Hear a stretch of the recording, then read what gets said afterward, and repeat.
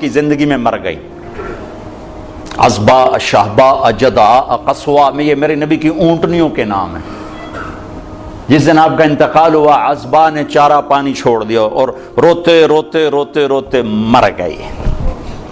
آپ کے دو خچر ہیں، ایک کا نام ہے دلدل، ایک کا نام ہے فضہ. آپ کے دو گدھے تھے، ایک کا نام ہے عفیر، ایک کا نام ہے یعفور. جس دن آپ کا انتقال ہوا یعفور مدینے کی گلیوں میں رسی توڑا کے چیختا تھا اور بھاگتا. چیختے چیختے چیختے ایک کنویں میں چھلانگ ماری اور مر گیا. جس کے لیے جانور تڑپ اٹھے، آج اس کی امت کو یہ بھی نہیں پتا میرا نبی تھا کون. میں نے ایک گاؤں میں 20 نوجوانوں سے پوچھا، او بھائی ہمارے نبی کا نام کیا؟ جی پتہ کوئی نام نہیں پتا.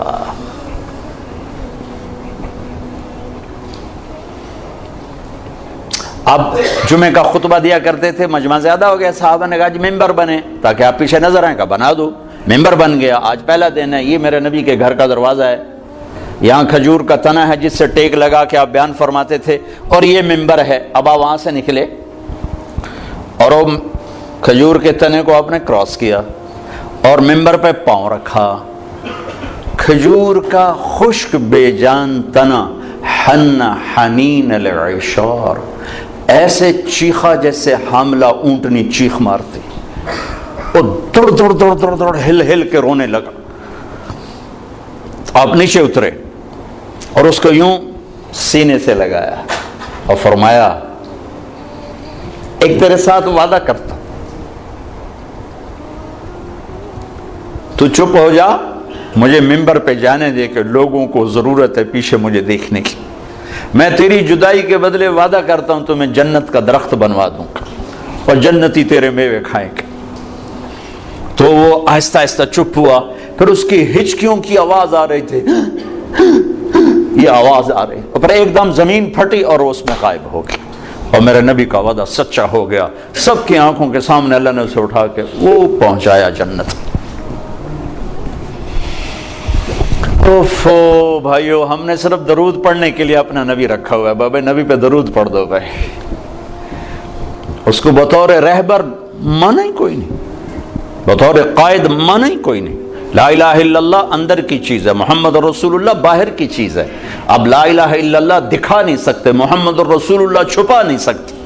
لا الہ الا اللہ بتانا پڑے گا، محمد رسول اللہ چھپانا پڑے گا. لا الہ الا اللہ بیج ہے، محمد رسول اللہ درخت ہے. لا الہ الا اللہ جڑ ہے، محمد رسول اللہ شجر ہے. لا الہ الا اللہ اندر میں جاتا ہے، محمد رسول اللہ باہر نکلتا ہے. جتنا لا الہ الا اللہ اندر جاتا ہے اتنا محمد رسول اللہ باہر نکلتا ہے. جتنا اس کی جڑیں گہری ہوتی ہیں اتنا اس کا سایہ طاقتور ہوتا ہے، گھنا ہوتا ہے، پھلدار ہوتا ہے، پھولدار ہوتا ہے، خوشبودار ہوتا ہے. لا الہ الا اللہ پاسپورٹ ہے، محمد رسول اللہ ویزا ہے. پاسپورٹ کے بغیر سفر نہیں ہو سکتا، ویزے کے بغیر انٹری نہیں ہو سکتی. مرنے سے پہلے ویزا لگوا لو، مرنے سے پہلے ویزا لگواؤ. محمدی ویزا لگوانا پڑے گا. جنت کے دروازے پر نہیں، پلسرات پر ہی ویزا مانگو. ویزا دکھاؤ، ویزا ہے جائیے، ویزا نہیں واپس. اللہ نے ایک کام خود کر دیا، پاسپورٹ ہمیں خود بنا کے دے دیا. پاسپورٹ خود بنا کے دے دیا.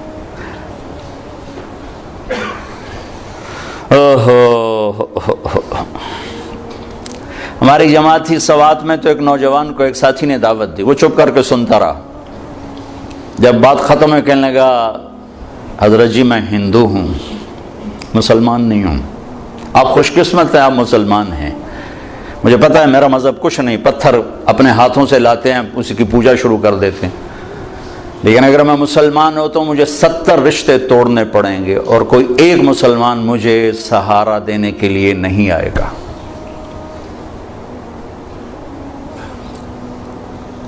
تو اللہ نے ہمیں کتنی آسانی سے یہ پاسپورٹ بنا کے دے دیا. لو بھائی ماں کے پیٹ سے ہے، ہاں اب ویزا لگوا لو، محمدی ویزا لگوا لو. کہ آج اس کی شان دیکھو گے، جب دروازے پہ دستک ہوگی اندر سے آواز آئے گی کون؟ آپ کہیں گے محمد الرسول اللہ.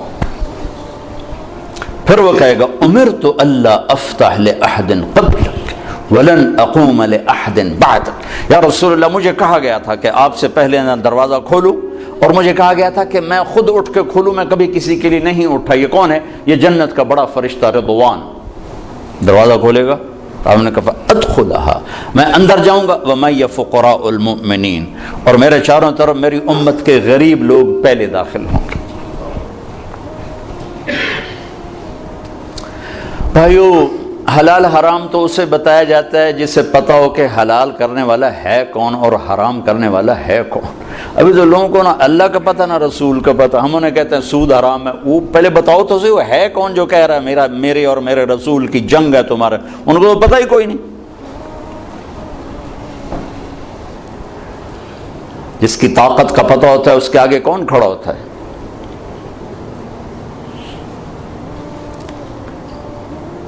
تیمور کا سفیر جب کسی بادشاہ کے دربار میں جاتا تھا تو وہ گھوڑے سے نہیں اترتا تھا.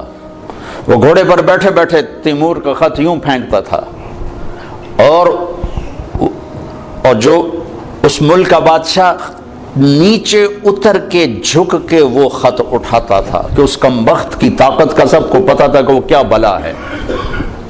دنیا کا آخری فاتح ہے تیمور. تیمور کے بعد فاتح کوئی نہیں آیا، آخری فاتح تیمور ہے.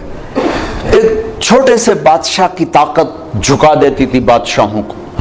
ادھر سے اللہ اور نیچے رسول کہہ رہے ہیں فَأَذَنُوا بِحَرْبٍ مِّنَ اللَّهِ وَرَسُولِهِ، یا سود چھوڑ دو یا اللہ اس کا رسول لڑنے کے لیے آ رہے ہیں. تو کسی کے کان پہ جوں نہیں رینگتے کہ وہ نہ اللہ کو جانتے نہ رسول کو جانتے.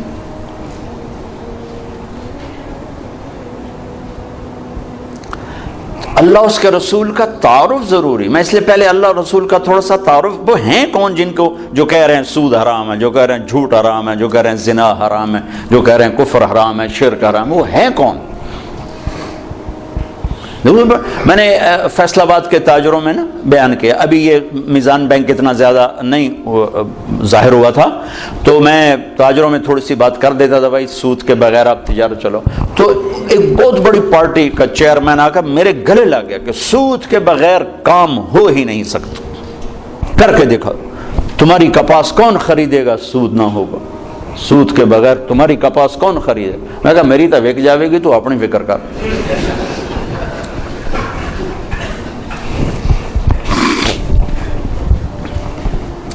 تو میں انہیں معذور سمجھتا ہوں. مسلمان ہیں، نیک آدمی ہیں، لیکن پتہ کوئی نہیں. وہ دلیر ہو کے نہیں کر رہے، وہ نادان ہو کے کر رہے ہیں. پتہ ہی کوئی نہیں ان کو کہ کہنے والا کون ہے اور آگے فرمان سنانے والا کون ہے. لا الہ الا اللہ محمد الرسول اللہ، کیا اللہ نے جوڑ کے کلمہ بنایا ہے. سبحان اللہ. لا الہ الا اللہ 12 حرف ہیں، محمد الرسول اللہ بھی 12 حرف ہیں.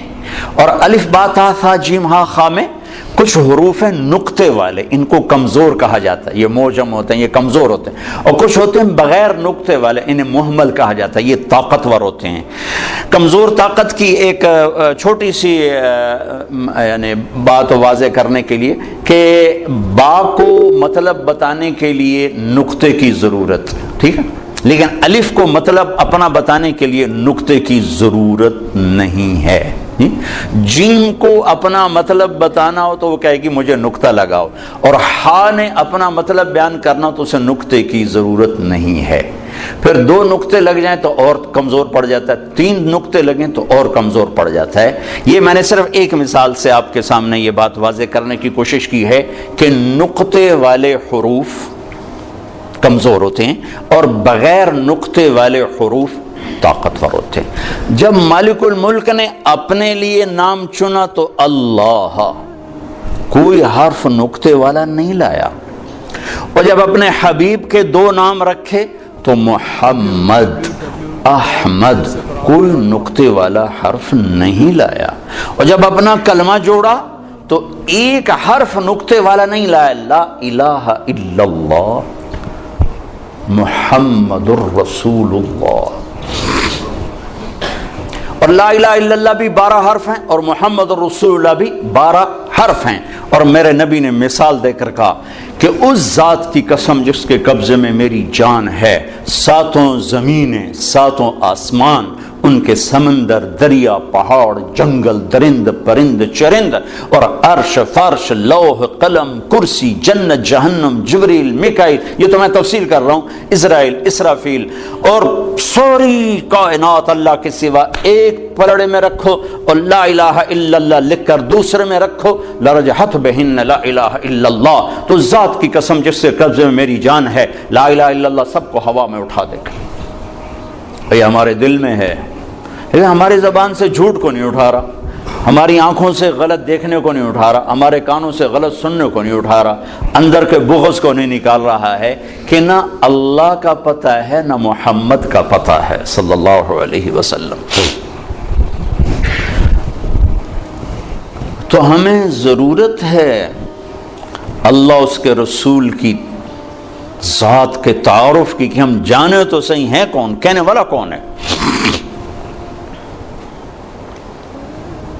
تو پہلا نقش لا الہ الا اللہ وہ دھندلا ہو گیا ہے، محمد الرسول اللہ یہ پہلا نقش ہے، یہ دھندلا ہو چکا ہے۔ تو سارا بازار جھوٹ پہ چلا گیا، سود پہ چلا گیا، کھوٹ پہ چلا گیا، ظلم پہ چلا گیا، ستم پہ چلا گیا۔ ساری سیرت میں سے 3 چیزیں میں نے نکالی ہیں، عروج و زوال کے 3 اسباب ہیں۔ جس قوم میں عدل ہوگا، جس قوم میں سچائی ہوگی، جس قوم میں دیانت ہوگی، انہیں زوال نہیں آ سکتا، چاہے وہ مسلمان ہے چاہے وہ دہری ہے۔ دہری ہے کوئی مذہب والے نہیں، اللہ کو مانتے ہی نہیں ہے، اگر ان میں عدل ہے، اگر ان میں سچائی ہے، اور ان میں دیانتداری ہے، انہیں زوال نہیں آ سکتا۔ آخرت کا فیصلے آگے ہیں، دنیا میں انہیں زوال نہیں آ سکتا، ان پہ کوئی غالب نہیں آ سکتا۔ جس قوم میں ظلم ہوگا، جس قوم میں جھوٹ ہوگا، جس قوم میں بددیانتی اور دھوکہ ہوگا، انہیں کبھی عزت مل نہیں سکتی، چاہے ساری قوم مسجد میں تہجد میں حاضر ہو اور بیت اللہ حاجیوں اور عمرے والوں سے بھرا پڑا ہو، اعتکاف کرنے والوں سے مسجدیں تنگ پڑ جائیں، لیکن اگر جھوٹ ہے، ظلم ہے اور دھوکہ ہے، عزت کا خواب بھی نہ دیکھیں، ذلت اور پستی مقدر ہو جائے گی۔ میرے نبی ایک پورا زندگی کا پروگرام لے کر، صرف 5 وقت کی نماز تھوڑے لے کر آئے، تو 2 گھنٹے کا کام ہے، باقی کیا کریں۔ اللہ تعالیٰ نے اپنے حبیب کو الیوم اکملت لکم دینکم واتممت علیکم نعمتی ورضیت لکم الاسلام دینا، ایک مکمل پیکج دے کر بھیجا کہ میرے حبیب یہ زندگی ہے، جا لوگوں کو بتائیں، پتہ ہی کوئی، جس کا ایک سرا اللہ سے ملتا ہے جس کو عبادت کہتے ہیں، دوسرا سرا انسانوں سے ملتا ہے جس کو اخلاق کہتے ہیں۔ انہی 2 کی دعوت دیتے دیتے آپ دنیا سے چلے گئے۔ السلام ما ملکت ایمانکم، اے میری امت، ایک نماز نہ چھوڑنا، ایک ماتحتوں پہ رحم کر، اپنے ماتحتوں پر رحم کر، اپنے غلام، نوکر، ملازم، کمزور پہ رحم کر۔ سارے میرے نبی کا دین 2 چیزوں میں آتا ہے، ایک اللہ کا حق ہے جس میں عبادات ہیں، مختصر سا وہ چیپٹر ہے، 5 نمازیں ہیں اور 1 مہینے کے روزے ہیں، اور اس کے بعد حج اور زکوٰۃ مالداروں پر ہے، غریبوں پر ہے ہی کوئی نہیں۔ پھر حج بھی صرف صحت مند مالدار پر ہے، جو جانے کے قابل نہیں اس سے بھی اللہ معاف فرماتا ہے۔ لیکن باقی 24 گھنٹے کی زندگی میں میرا نبی ایک پورا دستور لے کر آیا ہے۔ معاشرہ چلتا ہے میاں بیوی سے، ماں باپ سے نہیں، پہلا رشتہ میاں بیوی کا اللہ نے بنایا، پہلا رشتہ میاں بیوی کا بنا، آدم اور حوا، اور آخری رشتہ بھی میاں بیوی کا بنے گا۔ جنت میں جوڑا جوڑا میاں بیوی رہیں گے، اکٹھے ہوں گے سارے، وَمَنْ صَلَحَ مِنْ آبَائِهِمْ وَأَزْوَاجِهِمْ وَذُرِّيَّاتِهِمْ، اکٹھے ہوں گے۔ لیکن جنت کی شروع بھی میاں بیوی ہے اور جنت کا اینڈ بھی میاں بیوی ہے۔ ابتدا بھی میاں بیوی سے کروائی آدم حوا، اور انتہا بھی میاں بیوی سے کروائی کہ ہر آدمی جنت، اور جو یہاں بغیر شادی کے مر جاتے ہیں اللہ تعالیٰ ان کے وہاں اپنی ثوابدید پر ان کے نکاح کروائے گا اور ان کی شادی۔ کوئی عورتیں بغیر، لڑکیاں ہوتی ہیں جوانی میں مر گئے، کوئی لڑکے جوانی میں مر گئے، کوئی شادی نہیں ہوئی مر گئے، تو اللہ تعالیٰ ان کی جنت میں خود شادیاں کروائے گا۔ تو زندگی کی جو ابتدا ہے وہ میاں بیوی سے ہوتی ہے۔ تو پہلا جو معاشرت میں دین کا سبق ہے وہ میاں بیوی کا ہے۔ تو میرے نبی نے فرمایا خیرکم خیرکم لأہلہ، بہترین مسلمان وہ ہے جو بیوی سے اچھا سلوک کرتا ہو، وَأَنَا خَيْرُكُمْ لِأَهْلِي، اور میں تم سب سے زیادہ اچھا سلوک کرتا ہوں اپنی بیویوں کے ساتھ۔ پھر کہا خیرکم خیرکم لنسائہ، سب سے بہترین انسان وہ ہے جو عورتوں سے اچھا سلوک کرتا ہو۔ یہاں سے گھر کو شروع کیا۔ گھر کی ابتدا، کائنات کی ابتدا بھی میاں بیوی ہے اور انتہا بھی میاں بیوی ہے۔ معاشرت کا دین خوشبو کی طرح پھیلتا ہے، خوشبو کی طرح۔ عبادات کا دین بنیاد کا کام دیتا ہے، اور معاشرت کا دین وہ عمارت کا کام دیتا ہے۔ عبادات کا دین جڑ کا کام دیتا ہے، اور معاشرت کا دین سایہ، پھل پھول، خوشبو، مہک کا کام دیتا ہے۔ تو میرے نبی نے 11 شادیاں کی۔ کوئی شوق کی تھی؟ 25 سال کا نوجوان 40 سال کی عورت سے شادی کر سکتا؟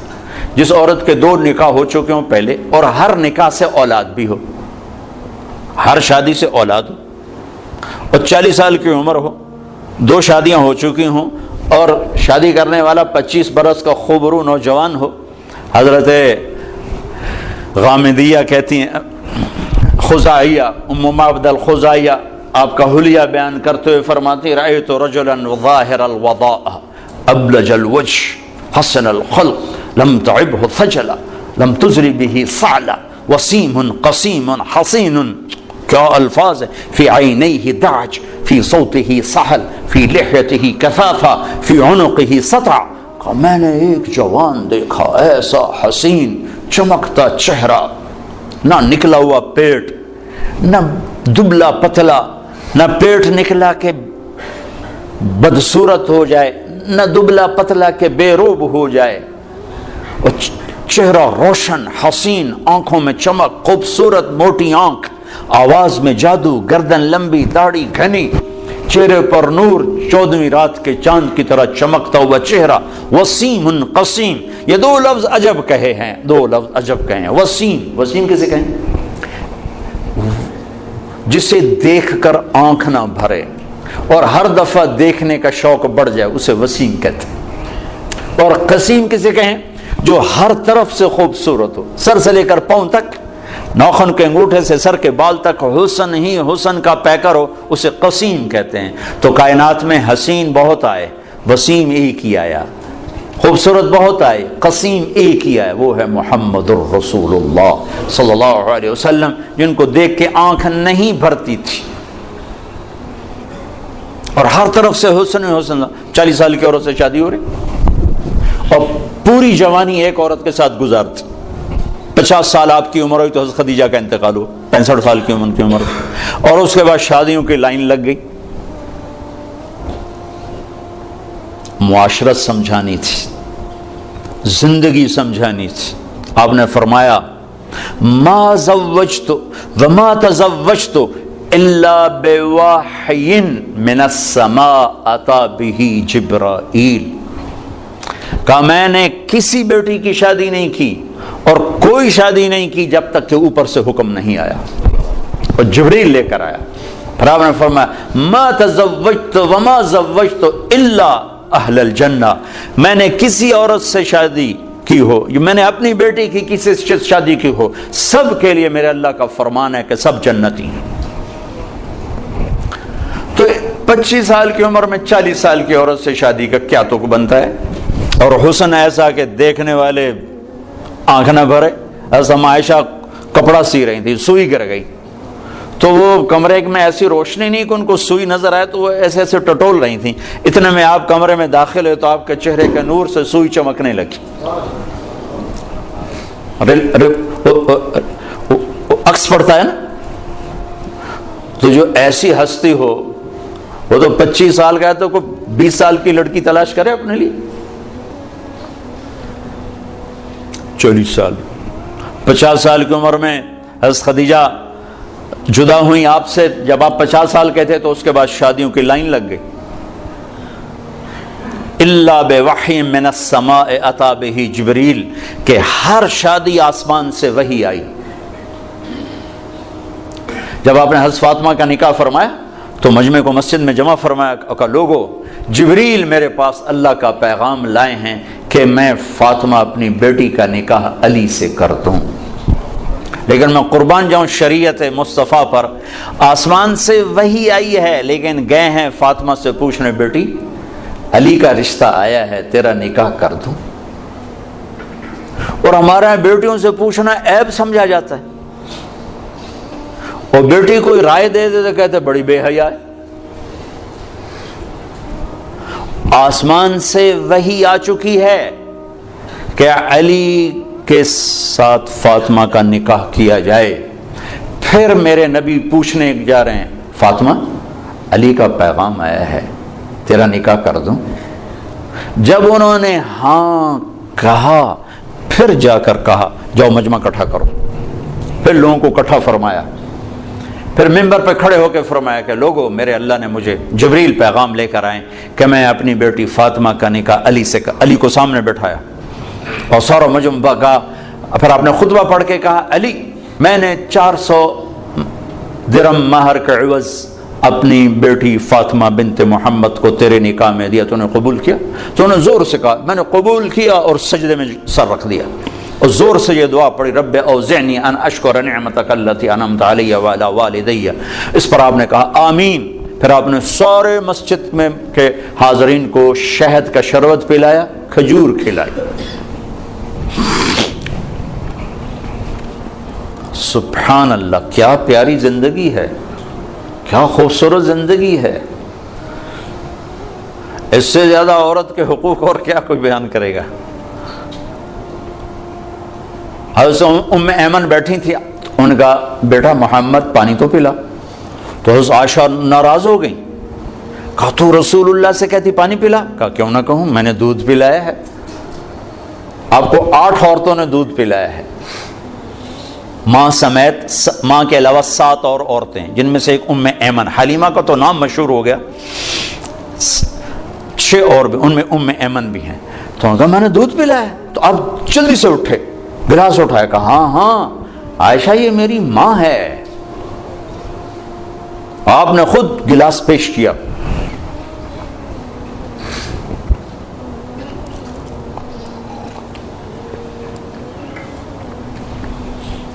تو چونکہ زندگی گھر سے شروع ہوتی، دفتر سے نہیں، گھر سے شروع ہوتی۔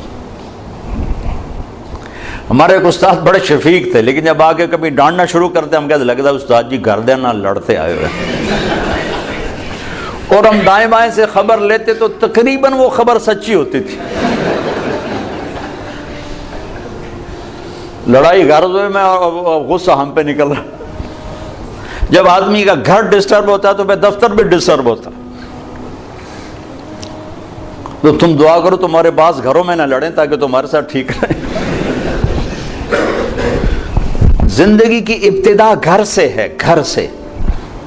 تو ایک گھرانہ کیسا ہونا چاہیے، اور ایک گھر کی آبادی کا دار و مدار کس پر ہے؟ اللہ کی قسم پیسے پر نہیں ہے، وہ میرے نبی کے اخلاق پر ہے، میرے نبی والے سلوک پر ہے۔ چونکہ زندگی چیزوں کا نام نہیں، میزان بینک کا نام زندگی نہیں ہے، معیشت کا نام زندگی نہیں ہے، زندگی احساسات کا نام ہے۔ احساسات جب پروان چڑھتے ہیں تو زندگی خوشحال ہوتی ہے، روٹی ملے یا نہ ملے، اور احساسات جب مجروح ہوتے ہیں تو زندگی زخمی ہو جاتی ہے، اور پھر زندگی ماند پڑ جاتی ہے، چاہے سونے چاندی کے زیور میں لدا ہوا گھرانہ کیوں نہ ہو۔ جب احساسات بکھرتے اور ٹوٹتے ہیں تو زندگی تباہ ہو جاتی ہے، جب احساسات پروان چڑھتے ہیں تو زندگی آباد ہو جاتی ہے، اور احساسات کو پانی ملتا ہے نبی والے اخلاق سے، زیور سے نہیں، پیسے سے نہیں، ڈگری سے نہیں۔ تھوڑی دیر پہلے ایک خاتون ملی اور پھوٹ پھوٹ کے رونے لگی، اربوں پتی آدمی کی بیگم، کہ میں اس دولت کو کیا کروں، میرے خامند کا سلوک ہی میرے ساتھ اچھا نہیں، میں اس دولت کو کیا کروں۔ تو میرے نبی، میرے بھائیوں، ایک زندگی دے کر گئے ہیں جو شروع ہوتی ہے گھر سے۔ ایک گھر کو بچانے کے لیے سینکڑوں آیات قرآن نے اتاری۔ میں تو مفتی نہیں، مفتیوں سے سنی بات بتا رہا ہوں، کہ ایک آدمی کہتا ہے انشاءاللہ میرا یہ پلاٹ مسجد کے نام وقف، تو اس کے یہ کہنے پر وہ وقف ہو گیا، اب وہ واپس نہیں لے سکتا، اس لیے کہ اللہ خود چاہتا ہے کہ تم اللہ کے نام پہ خرچ کرو۔ تو میں کہتا ہوں جی انشاءاللہ میرا یہ قالین مسجد کے نمازیوں کے لیے وقف ہو گیا، تو اب یہ ہو گیا، میں واپس نہیں لے سکتا۔ لیکن ایک آدمی یوں کہتا ہے انشاءاللہ میری بیوی کو طلاق، تو یہ مفتی کہتے ہیں نہیں ہوئی۔ اس نے کہا تھا اگر اللہ چاہے تو میری بیوی کو طلاق، اور اللہ چاہتا ہی نہیں کوئی اپنی بیوی کو طلاق دے، اس لیے یہ طلاق نہیں ہوئی، نہیں ہوئی۔ ایک گھر کو بچانے کے لیے سینکڑوں ہزاروں آیا، سورہ نساء، سورہ مریم، سورہ طلاق، سورہ تحریم۔ آپ نے کہا علی طلاق سے بچنا، جب طلاق دی جاتی ہے تو اللہ کا عرش کانپ اٹھتا ہے، جب گھر بگڑتا ہے تو وہاں سے معاشرہ بگڑتا ہے، جب گھر سنورتا ہے تو وہاں سے معاشرہ سنورتا ہے۔ تو پہلا میاں بیوی ہیں، ان کا آپس میں سلوک کیسا ہے؟ اور چونکہ کسی کی لڑکی کو مرد لے کے جاتا ہے تو اس کی طرف شریعت زیادہ متوجہ ہے، عاشروہن بالمعروف، ان عورتوں سے اچھا سلوک کرنا۔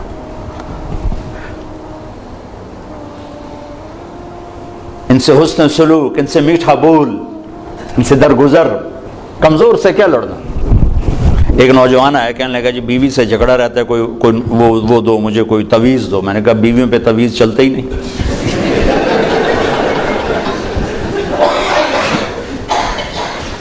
کہنے لگا تو کیا کروں؟ میں نے کہا ایک کام کرو، ہو جائے گا معاملہ ٹھیک۔ کیا؟ میں نے کہا جب تم کھانے پر بیٹھو تو روزانہ 2-4 لقمے اپنے ہاتھ سے کھلا دیا کرو، بس کوئی لمبا چوڑا کام نہیں بھائی۔ کچھ دن بعد اس کا ویسے ہی فون آ گیا، تو مجھے اپنی بات یاد آ گئی۔ میں نے کہا میری بات پہ عمل کیا تھا؟ کہنے لگا نہیں۔ میں کیوں؟ کہنے لگا شرم آتی۔ میں نے کہا لڑتے ہوئے شرم نہیں آتی؟ بھائی کمزور سے بھی کوئی لڑتا ہے؟ آپ نے گامے پہلوان کا نام سنا؟ گاما پہلوان، یہ رستم زمان کا ٹائٹل، اس نے لندن میں اس کو تاج پہنایا گیا تھا۔ ایک امریکہ کا پہلوان تھا زبسکو، اس کو اس نے ہرایا تھا 2 گھنٹے کی کشتی کے بعد، تو پھر اس کو یہ ٹائٹل ملا تھا۔ یہ اندرون شہر لاہور میں رہتا تھا، تو سبزی لے رہا تھا، تو بھاؤ تاؤ پہ کوئی بات بڑھ گئی تو سبزی والے نے گلاس اٹھا کے مارا گامے کو، تو اس کے لگا یہاں تو خون نکل آیا، تو اس نے پگڑی کھولی اور یوں نیچے سے اس کو بل دے کر یوں باندھی اور چل پڑا۔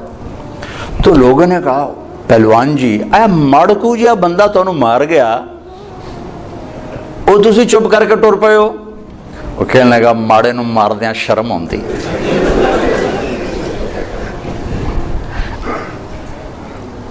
وہ کہنے لگا کمزور پہ ہاتھ اٹھاتے ہوئے شرم آتی ہے، کیا کروں؟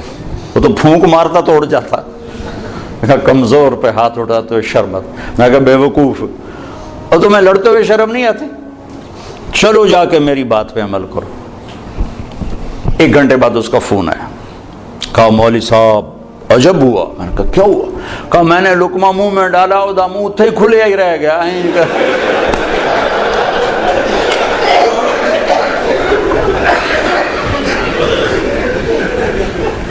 اس نے کہا یہ تمہیں کسی اور نے پٹی پڑھائی ہے، تو نہیں کر سکتا، مجھے بتا کس نے؟ انہوں نے کہا مجھے تو مولوی طارق جمیل نے بتایا۔ کہا اس نے اسی وقت ہاتھ اٹھا کے دعا کرنے شروع کر دی میرے لیے کہ اللہ اس کا بھلا کرے، اس نے تمہیں یہ انسانیت سکھائی۔ اب گھر کی زندگی کو پیسے سے خوشگوار دیکھنا چاہتے ہیں، نہیں ہوگی اللہ کی قسم۔ گھر کی زندگی خوشگوار ہوگی تو دفتر بھی خوشگوار ہوگا، اور گھر کی زندگی میں نبوت والے اخلاق آئیں گے تو زندگی پروان چڑھے گی۔ جو کہ میرے سامنے مرد عورتیں ہوتی تو میں عورتوں کے حقوق کے لیے جو اللہ کے نبی نے فرمایا وہ بھی بتا تھا کہ اگر میری شریعت میں سجدہ ہوتا تو میں عورت سے کہتا خامند کو کرے، لیکن زیادہ جو میں دیکھتا ہوں اس میں احادیث میں وہ مردوں کی طرف خطاب زیادہ ہے، چونکہ وہ لے کے جاتا ہے اور وہ بوجھ اٹھاتا ہے اور وہ ذمہ دار بنتا ہے۔ تو حضرت عائشہ رضی اللہ تعالیٰ عنہ چھوٹی عمر کی تھی، تو آپ ان کو لقمے بنا بنا کے کھلاتے تھے۔ ایک دفعہ حبشی کھیل رہے تھے مسجد میں خنجروں کے ساتھ، تو آواز سن کر حضرت عائشہ کہنے لگی یا رسول اللہ میں نے یہ حبشیوں کا رقص دیکھنا ہے۔ وہ رقص کر رہے تھے ان کے ساتھ خنجروں کے ساتھ۔ ہمارے بچپن میں ہمارے دیہاتوں میں ہوتا تھا، چھوٹے چھوٹے ہم تھے تو اس وقت ہمارے یہ جب ٹیلی ویژن نہیں ہوتے تھے تو ہم مغرب کے بہت سارے چاندنی راتوں میں کھیتوں میں بیٹھ جاتے تھے بڑے چھوٹے، تو پھر یہ اس کو ہم گتکا کہتے تھے، گتکا۔ تو اب نے کہا اچھا آ جاؤ، تو ان کو پیچھے کھڑا کیا، اونٹ بن گئے اور آپ سامنے کھڑے ہو کر تماشا دکھانا شروع کرتے، ورنہ آپ کہتے تو نبی کی بیوی ہو کر لا یعنی کر دی، چل بیٹھ قرآن پڑھ۔ کھڑے کھڑے آپ تھک گئے، آپ نے کہا عائشہ بس نہ کریں، کہنے لگے نہیں بس نہیں، ابھی میرا دل نہیں بھرا۔ تو پھر آپ کھڑے کھڑے آپ یوں سہارا لے رہے تھے، تھک کے نا، کھڑے کھڑے یوں ہو جاتا، پھر تھوڑے بعد یوں ہو جاتا، چونکہ تھک، پھر تھوڑے بعد یوں ہو جاتا، جب تک حضرت ام عائشہ نے نہیں فرمایا بس آپ کھڑے رہے۔ یہ کائنات کہ افضل ترین ہستی رحمت للعالمین۔ پھر دوسری اکائی بنتی ہے ماں باپ، اس کے بعد ماں اور باپ کا روپ انسان دھارتا ہے۔ تو پہلا حق اولاد کا ہے، پہلا حق ماں باپ کا نہیں، کہ اس کو تو پتہ ہی نہیں جو گود میں ہے کہ میری ماں کون ہے میرا باپ کون ہے۔ اسے صحیح تعلیم دینا اور اسے انسانیت سکھانا ماں باپ کے ذمہ ہے۔ سکھائیں اسے اے لیول او لیول اور توقع کریں کہ اماں ابا کو بھی مانے تو وہ کیسے مانے گا۔ ایک شخص آیا حضرت عمر کے پاس، کہا جی میرا بیٹا بڑا نافرمان ہے، تو حضرت عمر رضی اللہ تعالیٰ نے اٹھایا کوڑا مارنے کے لیے، انہوں نے کہا جی میری بات سن، کیا کہا ماں پیو کا بھی بڑا حق ہے پر کوئی اولاد کا بھی حق ہے۔ آپ نے کہا ہاں، تو ذرا بتا دیں۔ تو فرمایا پہلا حق ہے کہ اچھی ماں دے، دوسرا حق یہ ہے کہ اس کا نام اچھا رکھے، تیسرا حق یہ کہ اس کو قرآن کی تعلیم دے۔ تو کہا پھر آپ میرے ابے کی کارگزاری سن لو،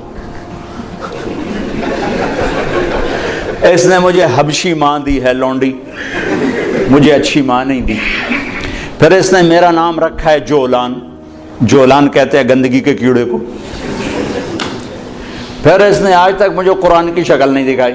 حضرت عمر نے وہی سوٹا ادھر پھیر دیا، وہ بے وقوف پہلا مجرم تو ہے۔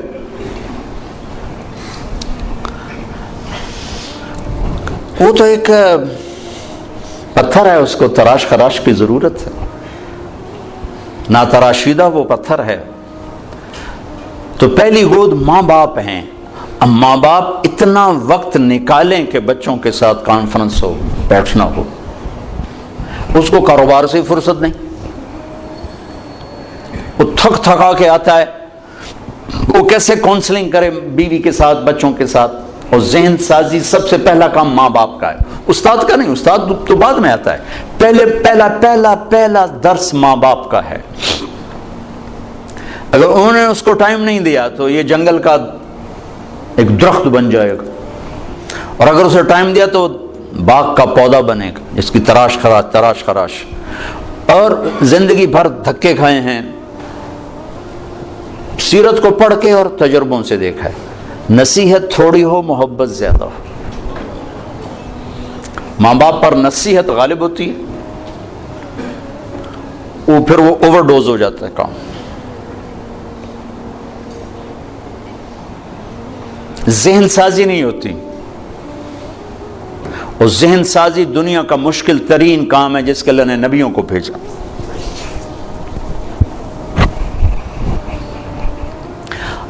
اب مصیبت یہ ہے کہ جس نے ادھار بیچا ہو، ادھار خریدا ہو، وہ گھر میں حاضر ہو کے بھی غیر حاضر ہوتا۔ ہماری ساری تجارت تو چلی گئی ادھار پہ، اور ہوس زیادہ ہے اسباب تھوڑے ہیں، تمنا زیادہ ہے اسباب تھوڑے ہیں، تو ذہن فارغ ہی نہیں ہوتا ہے۔ کن قانعا تکن اغنى الناس، قناعت اختیار کر سب سے بڑا غنی بن جا۔ 15 برس اللہ دیتا ہے تربیت کے، 15 برس ماں باپ کو، 15 برس کے بعد پوری شریعت متوجہ ہو جاتی. یہ 15 سال بچے اور بچی کے ہیں، ان پر لگاؤ زور کہ ان کو اللہ کا تعارف کروا دو، اللہ کے نبی کا تعارف کروا دو، ان کے اخلاق بتا دو، ان کو آخرت بتا دو، جنت بتا دو، جہنم بتا دو، پھر ان کے شر سے تم بری و ذمہ. لیکن ماں باپ کو ہی نہیں پتا تو اولاد کو کیا پتا ہوگا؟ ماں باپ اگر حق ادا کر دیں اولاد کے لیے تو پھر وہ لوٹ کر ان کی طرف آئے گا، پھر وہ اپنے ماں کو عزت دے گا، باپ کو عزت دے گا. ایک ہماری تہذیب تھی وہ ختم ہو گئی. بہت چھوٹے بچپن میں میں اپنے دادا کو تو نہیں سنبھلتا، دادا کے بھائی کو میں سنبھلتا ہوں. تو میرے دادا کے جو چھوٹے بھائی تھے ان کے بیٹے ان کے سامنے نہیں بیٹھتے تھے، حالانکہ بالکل جاہل ان پڑھ لوگ تھے دنیا کے لحاظ سے، لیکن ایک تہذیب تھی، ایک ثقافت تھی دیہات کی، پنجاب کی، غریب کی، امیر کی. ان کے پیٹھ پیچھے بیٹھتے تھے، سامنے نہیں بیٹھتے تھے. سامنے بلاتے تو وہ کھڑے ہو جاتے تھے، بیٹھتے نہیں تھے، کھڑے رہتے تھے. تو وہ تہذیب تو ہمارے ہاتھوں سے نکل گئی، چلی گئی. ہر چیز خلط عملا صالحا واخر سیئا کی بجائے اختلط الحابل بالنابل. وہ اچھا برا سب مل کے ہم اپنی ثقافت تہذیب کھو چکے ہیں. کچھ وقت ماں باپ اپنے بچوں کو دیں. میاں بیوی آپس میں جب بیٹھو کبھی موبائل فون چالو نہ رکھو ورنہ تھوڑی ہرے لے لڑائی ہونی. اور میں اپنے بھائی کے گھر جاتا ہوں، وہ ہے یہ دل کا ڈاکٹر، وہ بیچارے کی مجبوری ہے وہ کھلا رکھنا ٹیلی فون کہ کسی وقت ایمرجنسی مرض ہے، ایمرجنسی کال ہوتی ہے. تو وہ میں جب بھی اس کی بیوی کو دیکھتا ہوں نا لڑتے ہوئے، سر اسی بات پہ دیکھ رہا ہوتا ہوں کہ اے ٹیلی فون ہی تیرا ہر بولتا رہ جاتا. وہ کہتا میں کی کروں، میری مجبوری، کوئی پیچھو مردہ پہ ہو تو میں کی کروں. تو آپ لوگوں کے تو کوئی ایمرجنسی نہیں نا، جب میاں بیوی بچے بیٹھو فون بند کر دیا کرو، نہیں تو اس کی ٹان ٹان تمہاری ساری زندگی غارت کر دے گی. اس فون نے اخلاق برباد کر دی ہیں، گھروں کا سکون چھین لیا ہے. ان لنفسک علیک حقا وان لزوجک علیک حقا. تیری بیوی کا تیرے اوپر حق ہے، تیری ذات کا تیرے اوپر حق.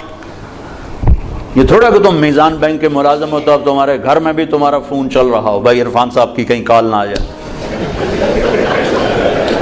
کیوں بھائی بیوی دا حق نہیں؟ کیوں جی عرفان صاحب؟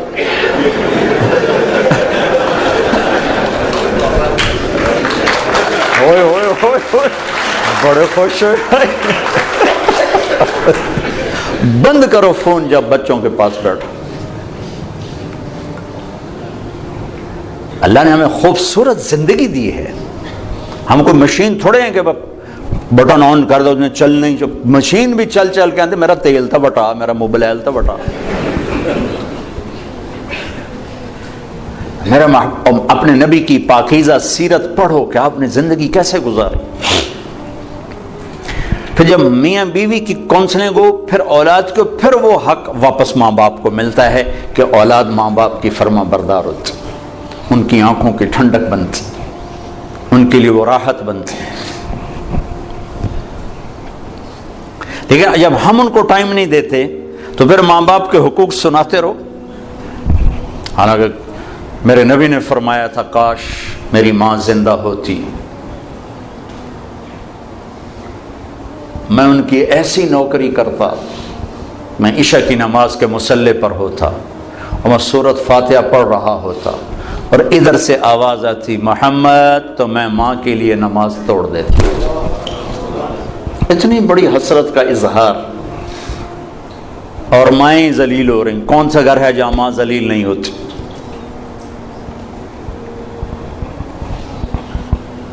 اتنی بڑی ہستی فرما رہے ہیں نماز توڑ دیتا. آخری حج میں جب ابوا کے قریب پہنچے، 60-70 ہزار کا مجمع تھا آپ کے ساتھ، اور قریب پہنچے تو اونٹنے کا رخ ماں کی قبر کی طرف پھیر دی. وہاں ابوا میں قبر ہے حضرت آمنہ کی. سن 2000 میں گیا تھا تو میں وہاں اس جگہ، وہ آدمی جا تو سکتا نہیں، کوئی رہبر ہو تو جا سکتے ہیں، تو اللہ نے ایک رہبر ٹکرا دیا تھا تو میں وہاں پہنچا تھا. زندگی گزری سفروں میں، ایسا سفر کبھی نہیں کیا. بیت اللہ کے اندر 2 دفعہ گیا, وہ کیفیت نہیں بنی جو حضرت آمنہ کی قبر پہ بنی.